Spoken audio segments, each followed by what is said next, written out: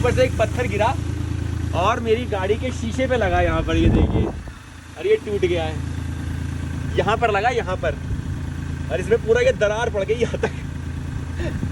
तो ये सावधान रहे दोस्तों, ये पत्थर बहुत गिर रहे हैं यहाँ पर। आपको जब भी यहाँ आना है बहुत सावधानी बरतनी है। तो दोस्तों, जहां मैं आज आपको लेके जा रहा हूं, इस जगह का इतिहास महाभारत काल से जुड़ा हुआ है। आश्चर्य की बात तो यह है कि जितने महाभारत काल के सबूत मुझे हिमाचल प्रदेश और उत्तराखंड में मिलते हैं, उतने तो हस्तिनापुर में भी नहीं मिलते, क्योंकि हस्तिनापुर को उजाड़ दिया गया। वहां आसानी से पहुंचा गया, उसको उजाड़ा गया, उसको पूरा बदल दिया गया स्वरूप को पिछले हजारों साल में, ताकि कुछ मिले ही ना हम लोगों को जिसको हम बोल सकें कि ये देखो, ये हमारा इतिहास है। उस इतिहास को उजाड़ने के लिए आक्रांताओं ने और अंग्रेजों ने पूरी कोशिश की। आप सोच के देखिए दोस्तों, पिछले 75 साल में हमारी जीडीपी 2.7 लाख करोड़ भारतीय रुपए से आज 280 लाख करोड़ भारतीय रुपए पहुंच गई। क्या आज से हजारों साल पहले हमारा देश सोने की चिड़िया नहीं रहा होगा? हम पे तो गुलामी थोपी गई, हम पे युद्ध थोपा गया, कुछ लोगों की गलतियों की वजह से हमें उसका खामियाजा भी भुगतना पड़ा। क्या ये आक्रांता और अंग्रेज हमारी संस्कृति, हमारे धर्म और हमारे इतिहास को संभालने के लिए आए थे? नहीं दोस्तों, इसको उजाड़ने के लिए आए थे, और उन्होंने वही किया जो उन्हें करना चाहिए था। दिक्कत यह है कि मैंने गूगल पे डाला, गूगल मैप पे डाला जब इस जगह के बारे में, तो उसने मुझे कहीं और घुमा दिया। वहां से 50 किलोमीटर मैं अभी घूम कर आया हूं, सुनसान रास्ते में खड़ा हूं। मैं श्योर नहीं हूं कि मैं सही दिशा में जा रहा हूं कि नहीं, क्योंकि अकेले इन अनजान रास्तों पे इतनी दूर जाना सही नहीं है, और रास्ते बहुत ही खराब हैं यहाँ के, और मुझे चारों ओर देखना पड़ता है कहीं भालू, लंगूर, तेंदुआ या सांप वगैरह ना आ जाए। चलें फिर, हर हर महादेव। नजारा देखिए, हमारे देश के इतिहास को, संस्कृति को, हमारे धर्म को उजाड़ने की पूरी कोशिश की गई दोस्तों। पर अब मेरे जैसे कुछ आपके दोस्त उस इतिहास को दोबारा खोजने की कोशिश कर रहे हैं, और वो इतिहास अगर कहीं संजो कर रखा गया है तो वो सिर्फ हिमाचल प्रदेश के पहाड़ों में या फिर उत्तराखंड के पहाड़ों में है। क्योंकि वहां के जो पहाड़ी लोग हैं, वहां के जो हमारे सनातनी भाई हैं, उन्होंने अपनी संस्कृति को, अपने कल्चर को, अपने ट्रेडिशंस को बहुत संभाल के रखा है। क्योंकि वहां बाहर से लोग कम आए, इसी वजह से वहां के कल्चरल कॉन्शियसनेस में, यानी कि सामाजिक रीति रिवाज में, आज भी वहां पर पांडवों के सबूत मिल जाएंगे। आज भी वो मंदिर मिल जाएंगे जो पांडवों के काल के थे, वो आज भी वहां पर जीवित हैं। आज लेके जा रहा हूं मैं आपको जहां पर वो महाभारत काल की एक ऐतिहासिक जगह है, जिसका इतिहास पांडवों के साथ जुड़ा हुआ है, और भगवान शिव के साथ भी इस जगह का इतिहास जुड़ा हुआ है। उम्मीद करता हूं कि आप वीडियो को अंत तक देखेंगे, तभी मेरी जो मेहनत है वो सफल होगी। शिव की मूर्ति, जैसे पांडवों ने स्थापना की, शिव की स्थापना की यहाँ। अच्छा, शिव जी की मूर्ति है। हाँ जी।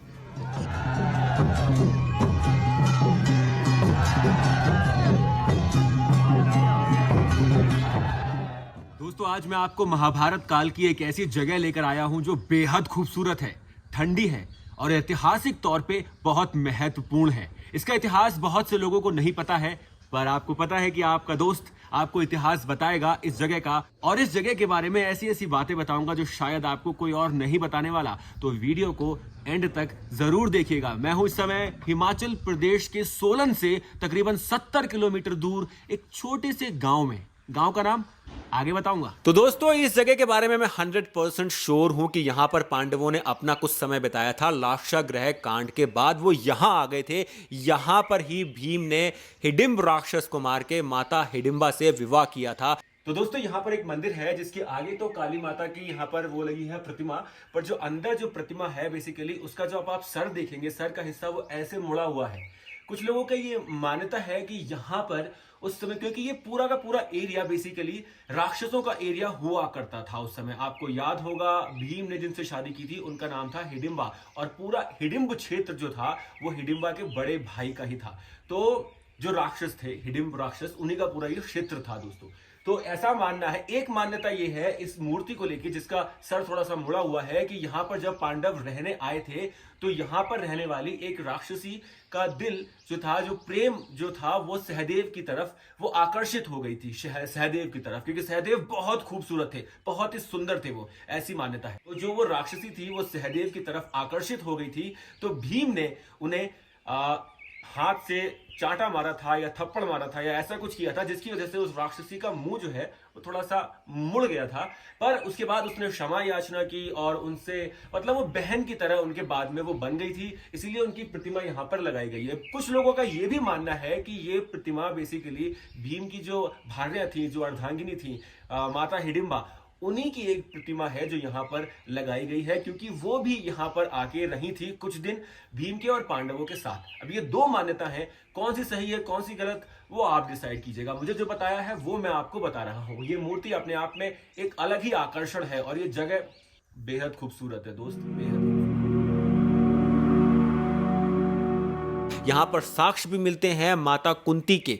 जी हाँ दोस्तों, माता कुंती के यहाँ पर साक्ष्य मिलते हैं। इसी क्षेत्र के पास के क्षेत्र में माता कुंती के नाम से एक कुंड भी है और कहा जाता है कि यहाँ पर एक मंदिर है, शिकारी माता का मंदिर, जिसके सबूत, साक्ष्य, जिसका जो संबंध है वो माता कुंती से जुड़ा हुआ है, ऐसा लोकल्स का मानना है। तो ये हुआ था लाक्षागृह कांड के बाद। और इस बड़े शिवलिंग के साथ छोटे छोटे शिवलिंग यहाँ पर मौजूद हैं। आप देख सकते हैं 1 2 3 4 5 6 7 8 9 10 11 12 और ये बड़े शिवलिंग के साथ छोटे छोटे 12 शिवलिंग मौजूद हैं, जो भगवान शिव के 12 ज्योतिर्लिंगों के प्रतीकात्मक रूप यहाँ पर आप मान सकते हैं कि यहाँ पर प्रतिष्ठित किए गए हैं।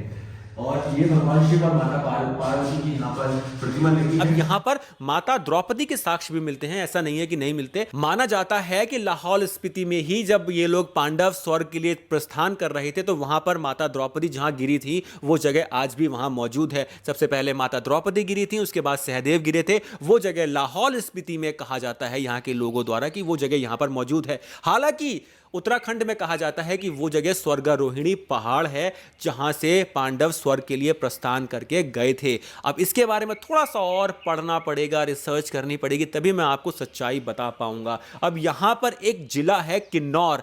किन्नौर में ऐसा मानना है लोगों का कि पहले पॉलीएंड्री कॉन्सेप्ट था। पॉलीएंड्री होता है मतलब बहुपति विवाह कॉन्सेप्ट, जिसमें एक लड़की बहुत सारे हस्बैंड यानी कि पति रख सकती है। तो वो जो पॉलीएंड्री कॉन्सेप्ट था वहां के लोगों ने वो पांडवों की वजह से अडॉप्ट किया था। यहां पर साक्ष्य माता कुंती के और द्रौपदी के सबके मिलते हैं, पर जहां मैं इस समय बैठा हूं, जहां मैं इस समय मौजूद हूं, यह जगह लाक्षागृह कांड के बाद वाली जगह है।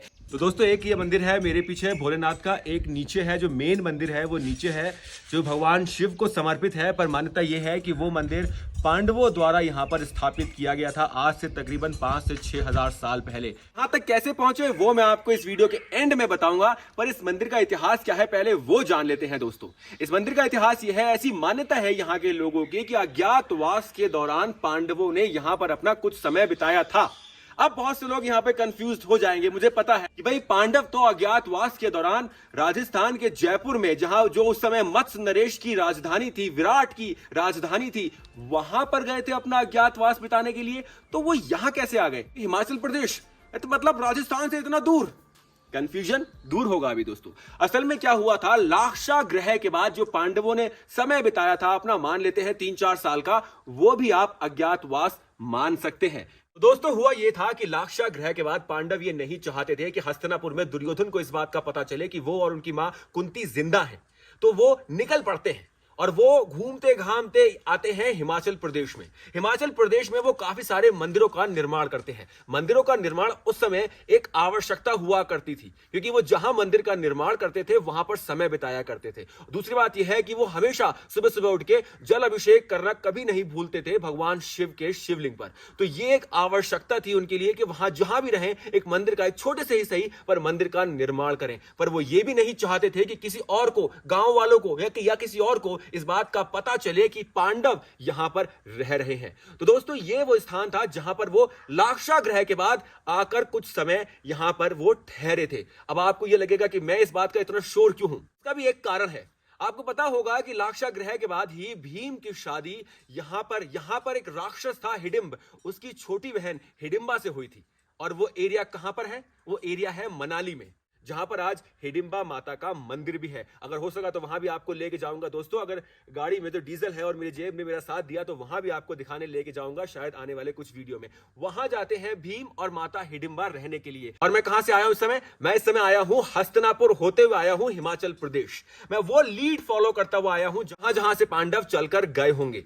तो मैं पहुंचा हूं इस नतीजे पर कि ये वो जगह है जहां पर पांडवों ने कुछ समय बिताया था। अच्छा, हुआ ये था दोस्तों कि जब भीम की शादी हिडिंबा से हो जाती है, जब भीम ने हिडिंब जो यहां का राक्षस था उसका वध कर दिया। हिडिंब का वध इसलिए करना आवश्यक था क्योंकि हिडिंब चाहता था कि ये पांडवों को और माता कुंती को इनको अपना भोजन बनाना चाहता था हिडिंब। तो हिडिंब का वध करना पांडवों के लिए बहुत आवश्यक था। जब भीम ने हिडिंब का वध किया तो उनकी जो छोटी बहन थी हिडिंबा, उनका दिल भीम पर आ जाता है क्योंकि उन्होंने ये अपने आप से सौगंध खाई होती है कि जो भी मेरे भाई से ज्यादा बलवान होगा मैं उससे ही विवाह करूंगी। यहां पर हुआ ऐसा था दोस्तों कि माता कुंती ने भीम का जब विवाह हो गया हिडिंबा माता से तो उन्हें कहा कि अब आप कुछ दिन अकेले रहो, अपनी गृहस्थी बनाओ। माता कुंती ये बात चाहती थी कि भीम अपना घर परिवार बढ़ाए ताकि हमारी सेना का भी विस्तार हो, उसके साथ जो भीम का पुत्र होगा वो भी हमारी सेना का ही साथ देगा। तो माता कुंती ने भीम और माता हिडिंबा को यहां से भेज दिया था कुछ समय के लिए। बाकी जो 4 पांडव थे वो इसी स्थान पर अलग अलग जगह पर उन्होंने ध्यान किया था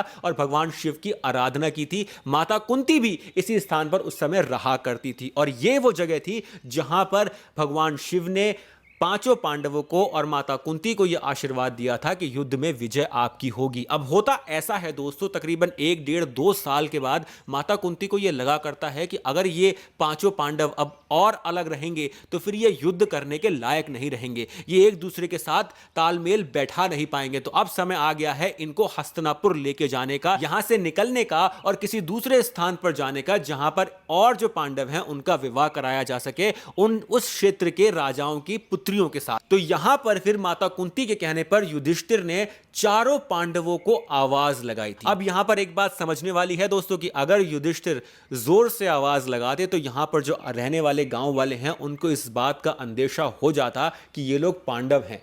वो शायद यहां पर उस समय नाम बदलकर रह रहे होंगे। तो यहां पर युधिष्ठिर ने मन ही मन उनका स्मरण किया था 4 पांडवों का, और 4 पांडवों के सिवा वो आवाज और किसी को नहीं आई थी। आज भी यह मान्यता है यहां पर, आज भी जब युधिष्ठिर की पालकी लेके आई जाती है मेले में, 14-15 जून को मेला होता है, आज भी यहां पर युधिष्ठिर भीम को आवाज लगाते हैं और वो आवाज किसी को सुनाई नहीं देती है। उस आवाज को कोई नहीं सुन सकता सिवाय भीम के। अगर किसी और को वो आवाज सुनाई दे गई तो शायद वो पागल हो जाएगा। पागल तो नहीं होगा क्योंकि वो आवाज सुनाई ही नहीं देगी, पॉसिबल ही नहीं है, क्योंकि 5 पांडव बेसिकली भगवान शिव का ही एक रूप थे।